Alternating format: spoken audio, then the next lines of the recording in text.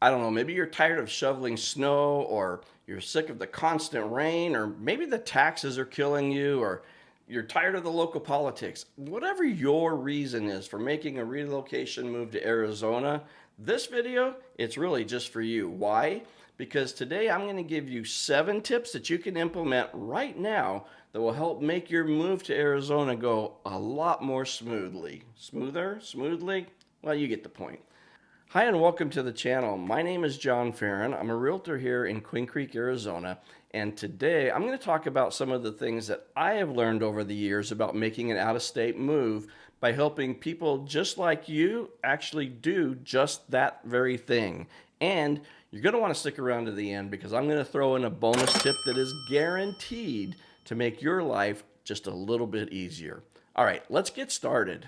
So tip number 1, it's a parts box. What is a parts box? Well, it's probably one of the most important tips I've ever gotten. In fact, it'll be the last box to go on the moving truck and the very first box to come off at your new home. In this box, you're going to have screwdrivers and Allen wrenches, really anything that you needed to take your furniture apart, which you will now need to reassemble that furniture, because when you arrive at your new house, one of the first things you're going to want to do is to put everything all back together, probably most likely starting with the beds. So you're going to take all the loose bolts and washers and nuts and everything that you have there from taking the beds apart, put them into baggies and label them according to which bed they belong to, and you'll take those and put them in the box along with the tools needed to put everything all back together so that it's all in one place. That way, when you get to the new house, remember this is the first box off the truck, you're going to put it in a centralized location, maybe the kitchen counter, someplace where you can find it easily. That way, as soon as you're at the new house and the beds start coming in, you can start assembling them. Now, of course, you're not going to get the whole house all put together in one day, but believe me, you're going to want to have your beds put together by the time nightfall comes. And in addition to the beds, maybe a couple of chairs and maybe even your dining room table so you got someplace to sit and eat. Now moving on to number 2, this is also a box. It's also going to be one of those boxes that's last on the truck and first off the truck. Only this one's going to contain all of your essential items. These are things such as your toiletries, toilet paper, paper towels, plastic utensils and paper plates, maybe some linens, a change of clothes, your cell phone chargers, pet food, just things that you might need for the first day or two that will keep you from having to go searching through box after box after you spend an entire day moving and you're just exhausted. And I don't know, maybe you want to throw some Windex or Simple Green and some rags or something in there so that you have that readily available if you need to wipe down cupboards or cabinets or whatever as you start to put stuff away. All right, let's move on to tip number 3. This one, well, this is where you plan your move as early as possible. You know, you need to plan in advance because, well, lots of people are moving, and if you wait till the last minute, you may not be able to find a U-Haul truck or a moving company or the resources that you need to actually make this move happen. So you want to start early and plan ahead. Now, this is a big one because you're going to want to start researching all of your options. And what I mean is, so make sure that you fully investigated whatever moving company you decide to use and go online and check out their online reviews. See what other people are saying about them. For example, if you hire this guy and his cousins, can he really guarantee your stuff is going to arrive on time and in one piece? Remember, you get what you pay for, and cheapest seldom actually turns out to be the best.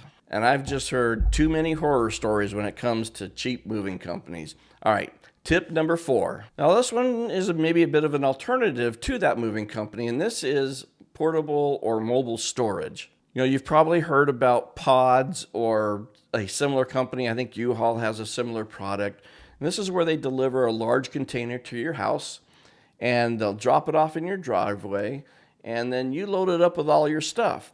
Then they come back later, they pick up the container, they ship it to wherever you're moving to, and then they'll deliver it to your new home.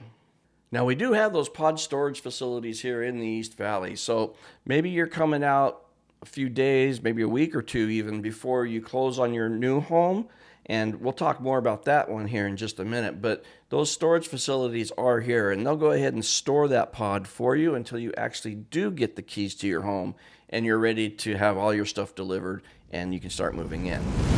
Now, before we move on, if you're finding value in this video, give it a like or a thumbs up. Maybe even consider subscribing to the channel. Click on that little bell. That way you're notified every time a new video gets uploaded and you won't miss out on a thing.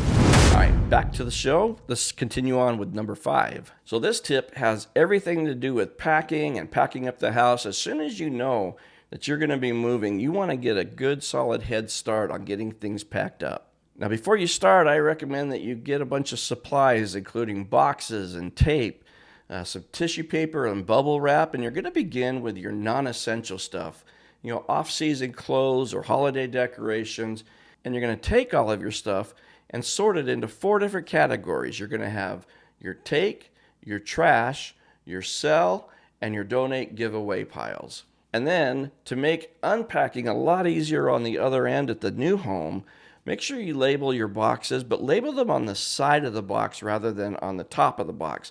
So you'll label them as to which room they go to and maybe what some of the contents are.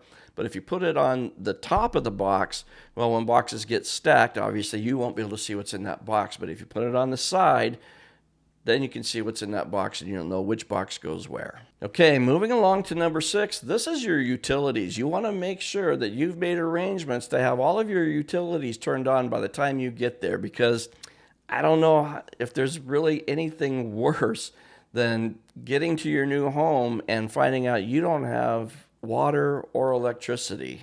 So whether you're buying a new house or maybe you're going to be renting for a while, you need to make sure that you've checked with the seller or the landlord and you've got that information prior to ever starting your journey towards that house, so that you can actually get these things all lined up and squared away with the utility companies, so that when you do get there, again, everything is set up and ready to go.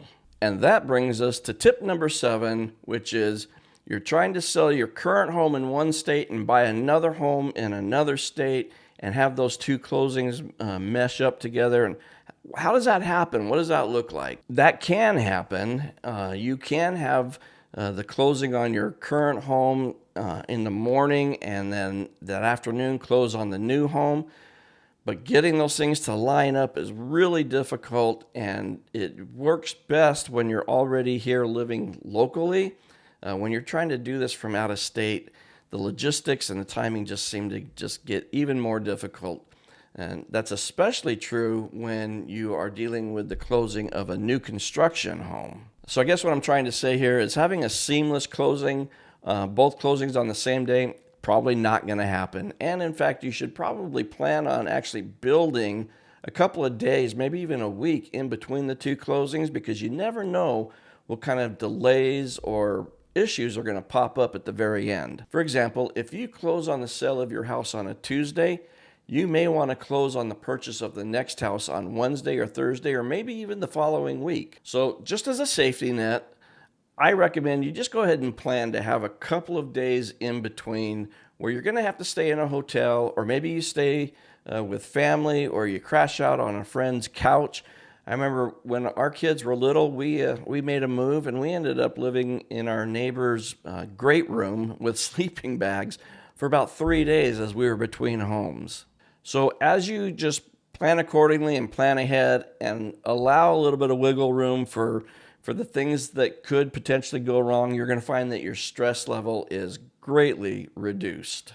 Now, because you stayed with me this far, here comes that bonus tip. And like I said, this one is guaranteed to make your life easier. Have a yard sale before you move, not after you arrive at your new location. I don't know why we always do this. I'm guilty of it myself, but we pack up all of our belongings, dare I even say junk, and box it all up, and we take it with us to the next house. And maybe that's when we decide to have the yard sale, when we probably should have had it before we moved. Or what you find out is you do have room for this stuff. Maybe it's the third bay of your 3-car garage, and it all goes in there, and that storage cycle just begins all over again. So do yourself a favor, have that yard sale before you move. It will save you money on the move because you won't have as much stuff to move, and you'll actually make a little bit of money on the sale of your items. You know, that might help out with gas or dinners along the route, or, you know, whatever. So there you have my 7 tips for making an out-of-state move with the least amount of hassle. Now, whether you're moving across town or clear across the country, we are your East Valley relocation specialists, and we would absolutely love to help you make your move. Now, we do offer a free consultation. My contact information will be at the end of this video, but there's an even easier way. So I put a link in the description of this video. Just click on that link and you can schedule your own private Zoom call with me.